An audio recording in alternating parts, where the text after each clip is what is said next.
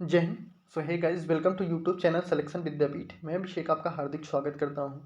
आज की इस क्लास में हम पॉलिटी के कुछ इंपॉर्टेंट क्वेश्चन के ऊपर डिस्कशन करेंगे और उम्मीद करता हूं अगर आप इस प्लेटफॉर्म पे नए हैं तो इस प्लेटफॉर्म से ज़रूर जुड़ चुके होंगे।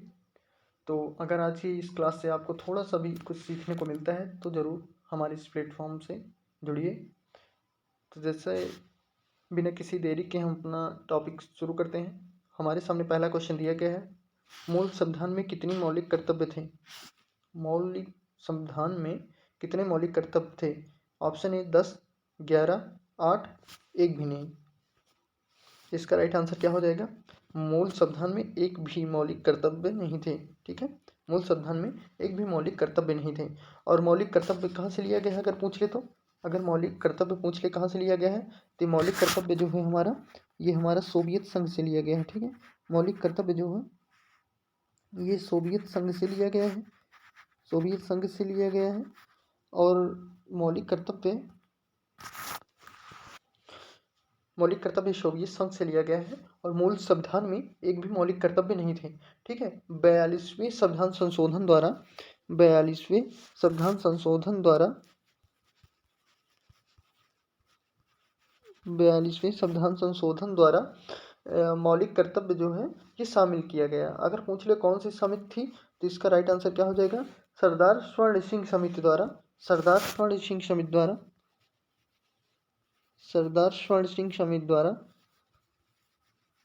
सरदार स्वर्ण सिंह समिति द्वारा, सरदार स्वर्ण सिंह समिति द्वारा सन 1976 में। ठीक है, सरदार स्वर्ण सिंह समिति द्वारा सन 1976 में मौलिक कर्तव्य को शामिल किया गया। ठीक है, प्रारंभ में 10 मौलिक कर्तव्य थे। ठीक है, प्रारंभ में 10 मौलिक कर्तव्य थे। अगर पूछ ले 11वां मौलिक कर्तव्य कब जोड़ा गया तो इसका राइट आंसर क्या हो जाएगा? 11वां मौलिक कर्तव्य जो था ये 11वां मौलिक कर्तव्य 86वें संविधान संशोधन द्वारा, ठीक है, 86वें संविधान संशोधन द्वारा, 86वें संविधान संशोधन द्वारा सन 2002 में शामिल किया गया 11वां मौलिक कर्तव्य। ठीक है, ये शिक्षा संबंधी था। ठीक है, ये 11वां मौलिक कर्तव्य जो था ये 2002 में शामिल किया गया और 86वें संविधान संशोधन द्वारा शामिल किया गया। यह जो मौलिक कर्तव्य था 11वां, ये शिक्षा संबंधी था। अगला क्वेश्चन दिया गया है, प्रस्तावना में संशोधन किस संविधान संशोधन द्वारा किया गया? ठीक है, प्रस्तावना में संशोधन जो है किस संविधान संशोधन द्वारा किया गया? ऑप्शन में है पहला संविधान संशोधन, 42वां संविधान संशोधन, 86वां संविधान संशोधन या 101वां संविधान संशोधन। तो इसका राइट आंसर क्या हो जाएगा? तो इसका राइट आंसर क्या हो जाएगा? संविधान में प्रस्तावना में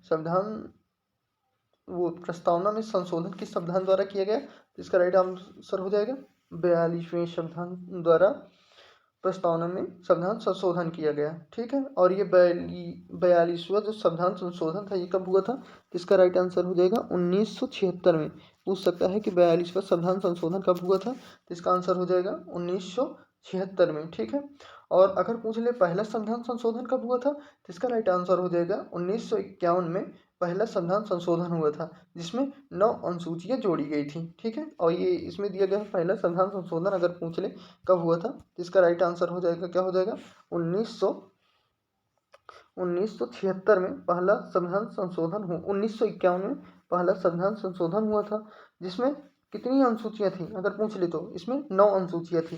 ठीक है, और 42वां संविधान संशोधन जो है, पहला संशोधन 1951 हो गया और 42वां संविधान संशोधन 1976 हुआ।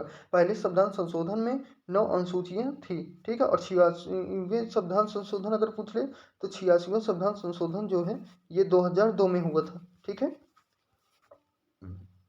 2002 में हुआ था। आर्टिकल 21 द्वारा शिक्षा के अधिकार को मौलिक अधिकार बनाया गया था। ठीक है, अगर पूछ ले 101वां संविधान संशोधन, 101वां संविधान संशोधन ये जो है जीएसटी से संबंधित है। ठीक है, 101वां संविधान संशोधन जीएसटी से संबंधित है।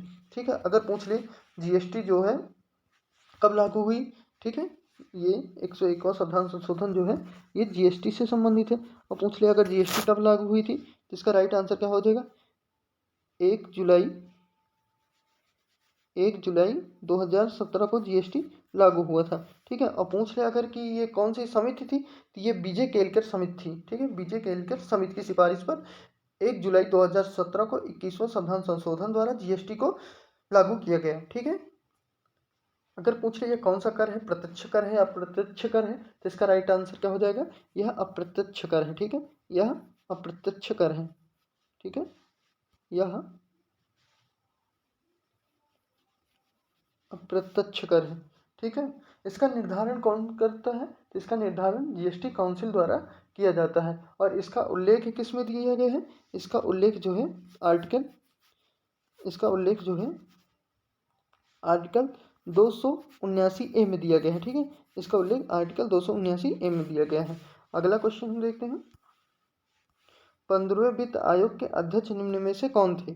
15वें वित्त आयोग के अध्यक्ष कौन थे। ऑप्शन में है K C Neogy, C Rangarajan, B Y Reddy, N K Singh.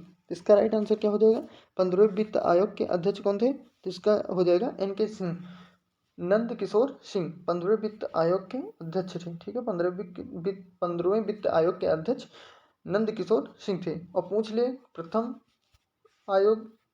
प्रथम वित्त आयोग के अध्यक्ष कौन थे, तो इसका राइट आंसर हो जाए के सी नियोगी, प्रथम वित्त आयोग के अध्यक्ष थे। और वित्त आयोग के बारे में किस आर्टिकल में बताया गया है, तो इसका संबंध जो है आर्टिकल 280 में है। इसके बारे में आर्टिकल 280 में बताया गया है। ठीक है, अगला क्वेश्चन देखते हैं। अगला क्वेश्चन दिया गया है, निम्न में से असुमेलित है। ठीक है, आर्टिकल 61 राष्ट्रपति पर महाभियोग से है, या आर्टिकल 72 राष्ट्रपति द्वारा क्षमादान से है, आर्टिकल 123 राष्ट्रपति की अध्यादेश शक्ति से है, या आर्टिकल 213 राष्ट्रपति की कार्यपालिका शक्ति से है। तो क्या हो जाएगा, कौन सा इसमें सुमेलित नहीं है, तो आर्टिकल 61 राष्ट्रपति पर महाभियोग से है, तो ये इसका राइट आंसर है। राष्ट्रपति पर महाभियोग के बारे में आर्टिकल 61 में बताया गया है। ठीक है, और राष्ट्रपति द्वारा क्षमादान की शक्तियाँ जो है आर्टिकल 72 में दी गई हैं, और राष्ट्रपति की अध्यादेश जारी करने की शक्ति जो है आर्टिकल 123 में है। ये कैसे हम याद कर सकते हैं, अगर राष्ट्रपति कोई आदेश देता है तो उसको तुरंत पूरा किया जाता है, 1 2 3 3, जैसे हम नॉर्मल भाषा में बोलते हैं कि 3 गिनती तक ये काम मेरा पूरा हो जाना चाहिए, तो इसको हम ऐसे याद कर सकते हैं, अगर राष्ट्रपति कोई आदेश देता है तो वो 3 काउंट तक पूरा कर दिया जाता है, तो इसका राइट आंसर हो जाएगा 1 2 3। ठीक है, अगर पूछ ले ये राष्ट्रपति की कार्यपालिका शक्ति, तो ये इसका ये असुमेलित है। ठीक है, इसका राइट आंसर क्या हो जाएगा, राष्ट्रपति की कार्यपालिका जो शक्ति है, इसका ये किस में दी गई है, आर्टिकल 53 में राष्ट्रपति की कार्यपालिका शक्ति दी गई है। ठीक है, अब अगर राष्ट्रपति की कार्यपालिका शक्ति जो है आर्टिकल 53 में है, तो आर्टिकल 213 में क्या है, तो आर्टिकल 213 में राज्यपाल का अध्यादेश जारी करने की शक्ति है। ठीक है, राज्यपाल के अध्यादेश जारी करने की शक्ति आर्टिकल 213 में है, और राष्ट्रपति की अध्यादेश जारी करने की शक्ति आर्टिकल 123 में है। अगला क्वेश्चन देखते हैं। अगला क्वेश्चन दिया गया है, राज्यसभा का सदस्य बनने के लिए आवश्यक न्यूनतम आयु, राज्य सदस्य बनने की आवश्यक न्यूनतम आयु, ये आयु से संबंधित जो क्वेश्चन है, प्रत्येक एग्जाम में एक क्वेश्चन जरूर पूछा जाता है। इसमें पूछा गया है, राज्यसभा का सदस्य बनने के लिए आवश्यक न्यूनतम आयु क्या है, 21 वर्ष या 30 वर्ष या 35 वर्ष। तो इसका राइट आंसर क्या हो जाएगा, इसका राइट आंसर हो जाएगा 30 वर्ष। राज्यसभा का सदस्य बनने के लिए न्यूनतम आयु सीमा है जो वो 30 वर्ष है। ठीक है, और अगर पूछ ले प्रधानमंत्री बनने के लिए आयु सीमा क्या है, और लोकसभा सदस्य बनने के लिए आयु सीमा क्या है, लोकसभा सदस्य बनने के लिए आयु सीमा क्या है। अगर राष्ट्रपति पूछ ले राष्ट्रपति बनने के लिए या उपराष्ट्रपति बनने के लिए आयु क्या है, तो इसका राइट आंसर क्या हो जाएगा, प्रधानमंत्री बनने के लिए न्यूनतम आयु जो है वो 25 वर्ष है, वो 25 वर्ष है। ठीक है, और लोकसभा का सदस्य बनने के लिए न्यूनतम आयु वो भी 25 वर्ष है। ठीक है, और राष्ट्रपति उपराष्ट्रपति बनने के लिए न्यूनतम आयु 35 वर्ष है, और राज्यसभा के सदस्य की आवश्यक न्यूनतम आयु जो है वो 30 है। उम्मीद करता हूँ ये क्लास आपको पसंद आ रही होगी, तो ज़रूर आप अपने इस प्लेटफॉर्म से ज़रूर जुड़िएगा, ताकि ऐसी ही वीडियोज़, ऐसी ही क्लासेस आपको मिलती रहे। अगला क्वेश्चन देखते हैं। अगला क्वेश्चन दिया गया है, अनुच्छेद डैश के प्रावधानों के तहत लोकसभा और राज्यसभा की संयुक्त बैठक को राष्ट्रपति द्वारा बुलाया जा सकता है। अनुच्छेद डैश के प्रावधानों के तहत लोकसभा और राज्यसभा की संयुक्त बैठक को राष्ट्रपति द्वारा बुलाया जा सकता है। इसमें पूछा गया है राष्ट्रपति जो है लोकसभा और राज्यसभा की संयुक्त बैठक आर्टिकल किसके तहत बुलाता है। इसका राइट आंसर क्या हो जाएगा? इसका आंसर दिया गया है अनुच्छेद 108 के तहत बुलाता है, या अनुच्छेद 93 के तहत बुलाता है, या अनुच्छेद 105 के तहत बुलाता है, या अनुच्छेद 116 के तहत बुलाता है। तो इसका राइट आंसर क्या हो जाएगा, आप बताइए। इसका राइट आंसर हो जाएगा अनुच्छेद 108। अनुच्छेद 108 के तहत जो है राष्ट्रपति लोकसभा और राज्यसभा की एक संयुक्त बैठक को बुलाता है। और ये अब तक कितनी बार हो चुकी है बैठक? तो ये अब तक 3 बार कुल बैठक हुई है। ठीक है, अगर आगे पूछ ले कि लोकसभा का इसका अध्यक्ष कौन होता है, इसकी अध्यक्षता कौन करता है, तो इसकी अध्यक्षता जो है वो लोकसभा का अध्यक्ष करता है। ठीक है, लोकसभा का अध्यक्ष करता है। और इसमें लोकसभा का बहुमत एक तरीके से बोल सकते हैं अधिक होता है, लोकसभा के सदस्य इसमें अधिक होते हैं। ठीक है, अगला क्वेश्चन अगर पूछ रहे हैं हमसे, अगला क्वेश्चन देखते हैं। अगला क्वेश्चन दिया गया है राष्ट्रपति द्वारा राज्यसभा में कितने सदस्य को नामित किया जा सकता है। ऑप्शन में दिए गए हैं 9, 10, 12, 14। 9, 10, 12, 14। राष्ट्रपति द्वारा राज्यसभा में कितने सदस्य को नामित किया जाता है? इसका राइट आंसर क्या हो जाएगा? इसका राइट आंसर हो जाएगा राष्ट्रपति द्वारा राज्यसभा में 12 सदस्यों को नामित किया जाता है। इसका राइट आंसर क्या हो जाएगा? 12 हो जाएगा। ठीक है, इसका राइट आंसर क्या हो जाएगा? 12 हो जाएगा। अगर पूछ ले कि लोकसभा में कितने कर सकता है, तो लोकसभा में एक भी नहीं कर सकता। ठीक है, लोकसभा में एक भी नहीं कर सकता। पहले एंग्लो इंडियन में 4 सदस्य को नामित किया जा सकता था। ठीक है, अगला क्वेश्चन दिया गया है, अगला क्वेश्चन देख लेते हैं। अगला क्वेश्चन है भारत का निम्नलिखित में से कौन सा राष्ट्रपति निर्विरोध निर्वाचित हुआ था? भारत का कौन सा राष्ट्रपति जो है निर्विरोध निर्वाचित हुआ था? ऑप्शन में दिया गया है Neelam Sanjiva Reddy, doctor S Radhakrishnan, doctor Rajendra Prasad, या रामनाथ कोविंद। जिसका राइट आंसर हो जाएगा नीलम संजीव रेड्डी। नीलम संजीव रेड्डी ऐसा राष्ट्रपति थे जो निर्विरोध निर्वाचित किए थे। इनके विरोध में, इनके विपक्ष में कोई भी राष्ट्रपति पद के लिए और नहीं लड़ा था। ठीक है, अगर पूछ ले कि कौन से राष्ट्रपति 2 बार तक राष्ट्रपति रह चुके हैं, तो इसका राइट आंसर हो जाएगा डॉक्टर राजेंद्र प्रसाद जो हैं वो 2 बार राष्ट्रपति के पद पर रह चुके हैं। और प्रथम उपराष्ट्रपति अगर पूछ ले कौन थे, तो डॉक्टर राधाकृष्णन प्रथम उपराष्ट्रपति थे। और निर्विरोध राष्ट्रपति नीलम संजीव रेड्डी थे। 2 बार राष्ट्रपति का कार्यकाल किसका था? वो डॉक्टर राजेंद्र प्रसाद का था। अगला क्वेश्चन दिया गया है, अगला क्वेश्चन देख लेते हैं। अगला क्वेश्चन हमारे सामने दिया गया है उच्च न्यायालय में मुख्य न्यायाधीश की नियुक्ति उच्च न्यायालय के मुख्य न्यायाधीश की नियुक्ति कौन करता है? उच्च न्यायालय के मुख्य न्यायाधीश की नियुक्ति कौन करता है? तो इसका राइट आंसर हो जाएगा राष्ट्रपति। उच्च न्यायालय के मुख्य न्यायाधीश की नियुक्ति कौन करता है? राष्ट्रपति करता है। वित्त आयोग के अध्यक्ष की नियुक्ति कौन करता है? इसका राइट आंसर हो जाएगा राष्ट्रपति। ठीक है, संसद की संयुक्त अधिवेशन को कौन संबोधित करता है? तो इसका भी राइट आंसर हो जाएगा राष्ट्रपति द्वारा संसद की संयुक्त अधिवेशन को संबोधित किया जाता है। अगला क्वेश्चन देख लेंगे। अगला क्वेश्चन दिया गया है सर्वोच्च न्यायालय के मुख्य न्यायाधीश की नियुक्ति कौन करता है? तो सर्वोच्च न्यायालय के मुख्य न्यायाधीश की नियुक्ति कौन करता है? इसका राइट आंसर हो जाएगा राष्ट्रपति। सर्वोच्च न्यायालय के मुख्य न्यायाधीश की नियुक्ति राष्ट्रपति करता है। ठीक है, सर्वोच्च न्यायालय के मुख्य न्यायाधीश की नियुक्ति राष्ट्रपति करता है। अगला क्वेश्चन दिया गया है संविधान के अनुसार देश का कार्यपालिका अध्यक्ष कौन होता है? संविधान के अनुसार देश के कार्यपालिका अध्यक्ष कौन होता है? इसका राइट आंसर हो जाएगा राष्ट्रपति हो जाएगा। अगला क्वेश्चन दिया गया है उच्च न्यायालय के मुख्य न्यायाधीश की नियुक्ति कौन करता है? तो उच्च न्यायालय के मुख्य न्यायाधीश की नियुक्ति भी कौन करता है? तो इसका राइट आंसर क्या हो जाएगा? उच्च न्यायालय के मुख्य न्यायाधीश की नियुक्ति राष्ट्रपति करता है। ठीक है, अगला क्वेश्चन देख लेंगे। अगला क्वेश्चन दिया गया है राष्ट्रपति के उम्मीदवार के लिए न्यूनतम आयु कितनी होनी चाहिए? इसका राइट आंसर हो जाएगा 35 वर्ष मिनिमम इसकी होनी चाहिए। और प्रधानमंत्री और मुख्यमंत्री बनने के लिए इसकी न्यूनतम आयु क्या होनी चाहिए? वो 25 वर्ष होनी चाहिए। और राष्ट्रपति उपराष्ट्रपति के लिए 35 वर्ष होने चाहिए। राष्ट्रपति अगर अपना त्यागपत्र देना चाहे तो किसे देगा? राष्ट्रपति अपना त्यागपत्र किसे दे सकता है? इसका राइट आंसर क्या हो जाएगा? उपराष्ट्रपति को राष्ट्रपति अपना त्यागपत्र दे सकता है।